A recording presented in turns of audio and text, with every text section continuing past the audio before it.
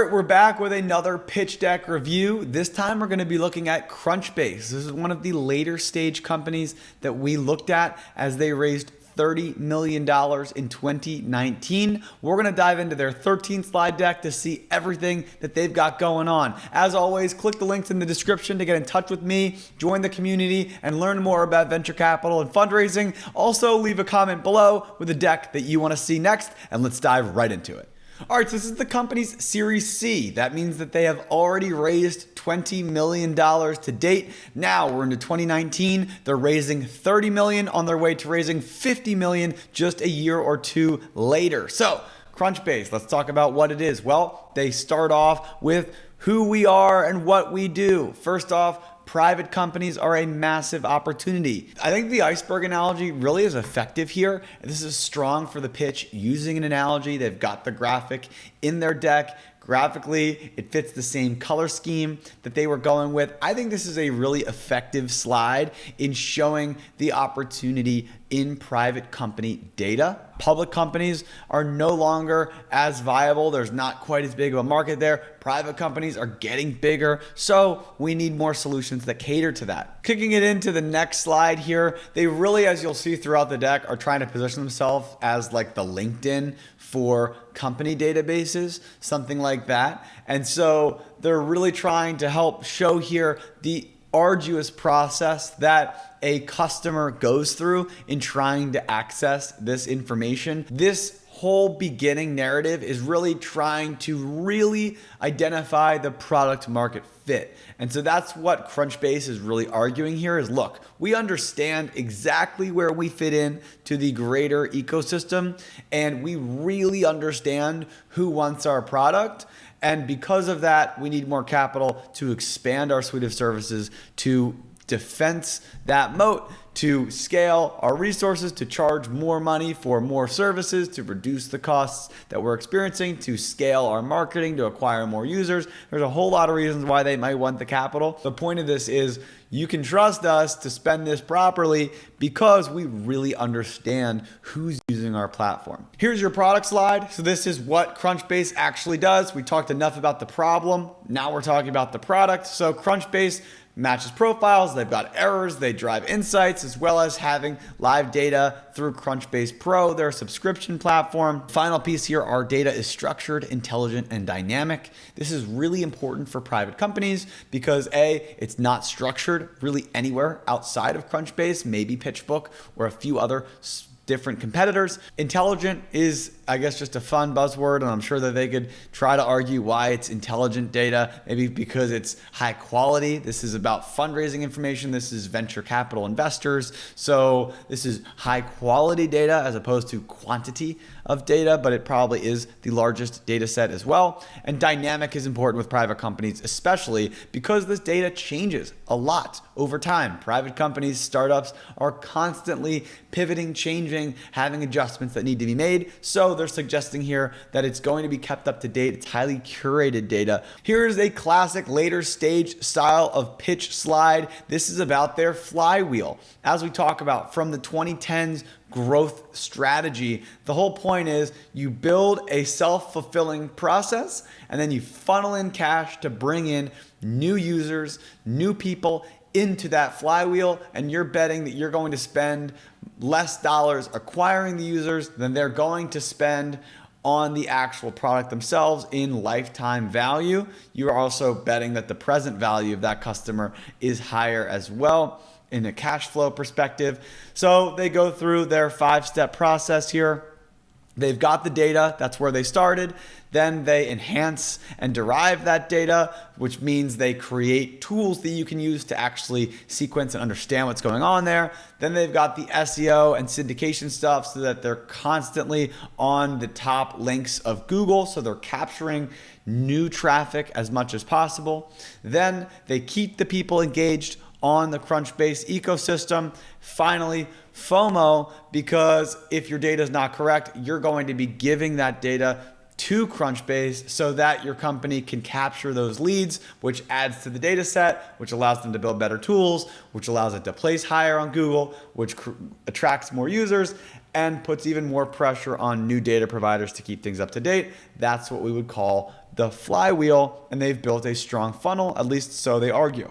And what's the use of a growth flywheel if you aren't making money? Here they show a beautiful, what we call hockey stick curve, which curves upward in a pretty significant exponential way.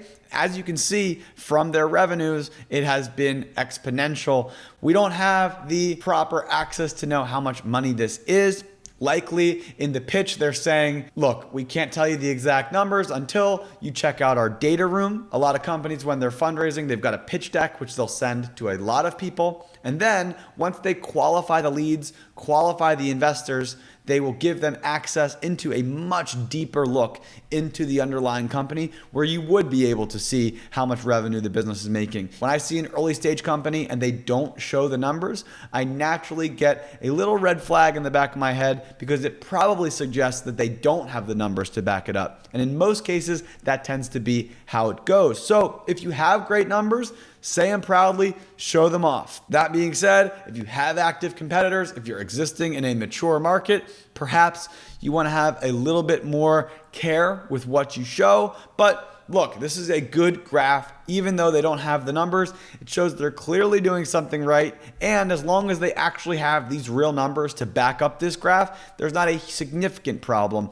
with not showing the actual traction details. And for a lot of investors, that's really all that matters. Here's another example of them actually making the number of professionals that pay for their tools hidden, I guess, the XXK. Maybe it said 10K or 20K professionals at one point and they changed it or something. I'm not totally sure why they were afraid to show that number, but this is another example of a traction slide. They're talking about who's paying for their SaaS platform. You want to show the product here, you want to show the traction here, and it seems like they've done a great job. They've also quantified how many professionals pay. Perhaps in the pitch, they said the real number. Certainly in the deal room, they would show the real number. You would require that as an investor to make sure that they're backing up their claims.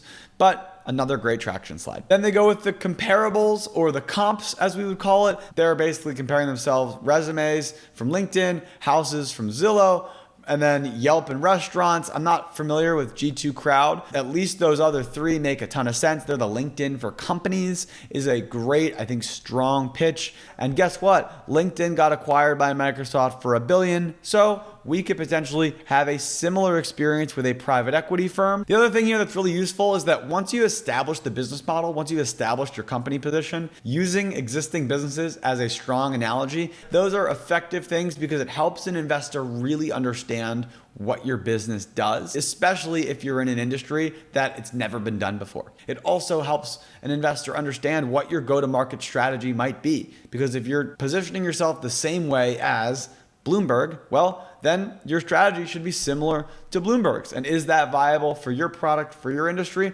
or is it not? And depending on those answers, I can get a good feel for if it's a business that I want to invest in or not. Here's your market slide. This is your addressable market. They're showing $35 billion in market for private company prospecting. Where they get these numbers from, it's hard to say. They see 100 million business users connecting to private companies. Where they get that from, who knows? 1 million global businesses selling to private companies, 55 million yearly users prospecting on Crunchbase, though, is pretty interesting. 55 million yearly users. This is a great slide. It's got traction, it's got market. And that's why I love this deck, because they weave a lot of the concepts that we talk about here on the channel all of the time into each slide. It's not just a slide on traction, it's a market slide that also showcases some great traction. Now, will your deck have all these pieces?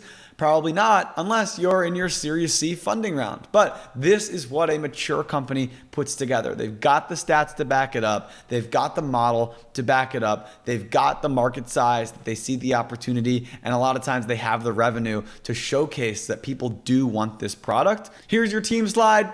They're talking about all the great people on their team, as well as their investors. As you're an existing business, what can convince an investor to invest is not only your business, but also who's on your cap table. We talk about social proof. right? So if you heard of these different investors, you're going to say, wow, that's pretty cool. They've got Salesforce's VC arm invested here, Verizon Ventures, and then a bunch of other different VC funds. So if you're an investor, you may want to network with these people. You may want intros to these people. You may share similar portfolios with these people. These are strategic connections for you. So you might use that as another green flag to invest in a deal. Oh, wow. Well, SV Angel is a part of this deal. Well, and I'm coming in, right? Who knows what is the trigger for an investor, but certainly social proof helps a lot. And here we go. Just to hit the nail on the head, Crunchbase actually has a slide in their deck saying the LinkedIn for companies.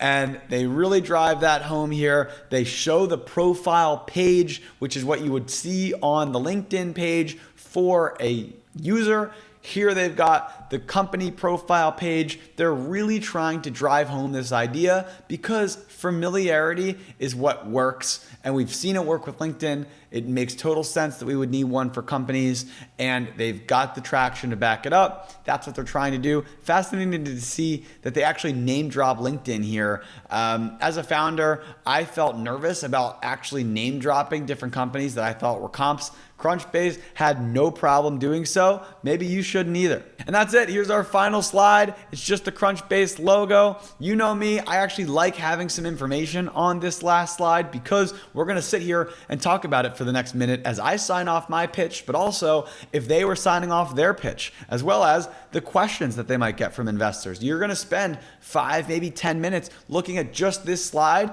You might want to have a little bit more information here. Perhaps the LinkedIn for companies is the tagline at the bottom. Perhaps it's something else. It's a couple of those traction numbers. Perhaps it's something different. It's a just general mission statement. There's got to be something here, in my opinion, to really help drive that piece home. But for them, it worked really well. They raised $30 million and they are not looking back. Crunchbase then raised another $50 million. And I love using this website. If you're not using this website to research companies, you're doing it wrong. So with that, that's our Crunchbase deck. That's my review. Leave a comment below on the next deck you want me to take a look at, and I'll talk to you next time.